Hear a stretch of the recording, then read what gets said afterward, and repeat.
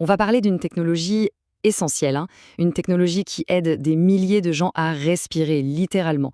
Mais le truc, c'est qu'elle semble figée dans le temps. Alors que juste à côté, dans nos poches, nos smartphones, eux, n'arrêtent pas d'évoluer. C'est ça, le paradoxe un peu fou qu'on va décortiquer ensemble. Voilà, cette phrase, elle vient d'un patient, et franchement, elle dit tout. Quand il n'y a pas de remède, la technologie, ce n'est plus du tout un gadget, hein. Ça devient le seul vrai levier, la seule chose qui peut vraiment améliorer le quotidien. Et c'est justement là que le problème se pose. Oui, parce que le problème, il commence exactement là.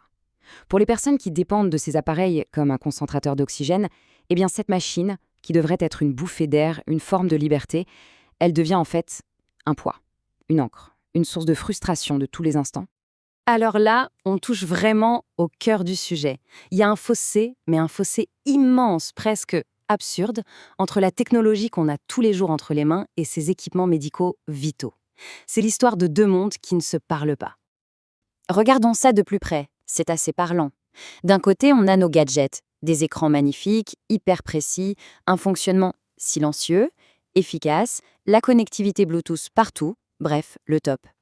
Et de l'autre, pour l'appareil médical vital, on a des afficheurs numériques tout simples, des pompes qui font un bruit d'enfer et qui vibrent, des réglages manuels pas du tout précis. C'est fou, non?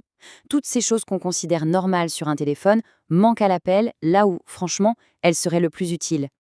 Et attention, hein, on ne parle pas de petits caprices, de petits inconforts, non, non.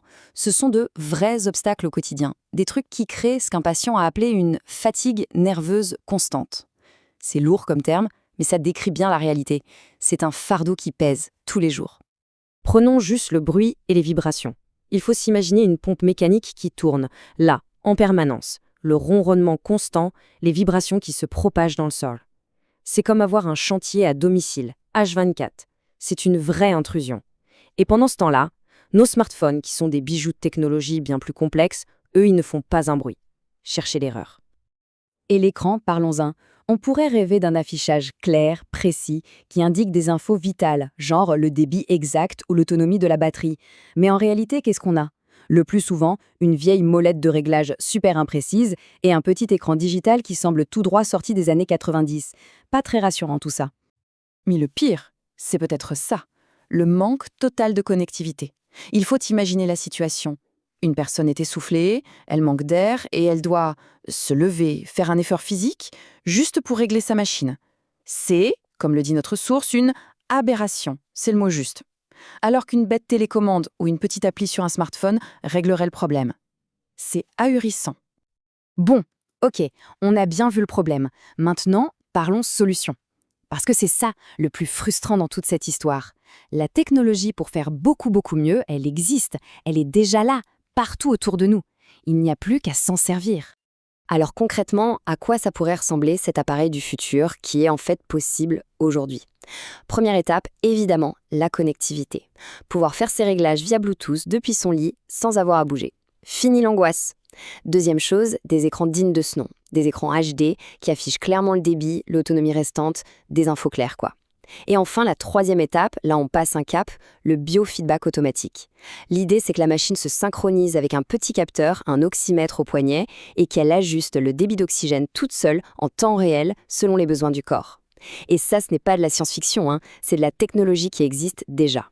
Tout ça, ça nous ramène forcément à la dimension humaine.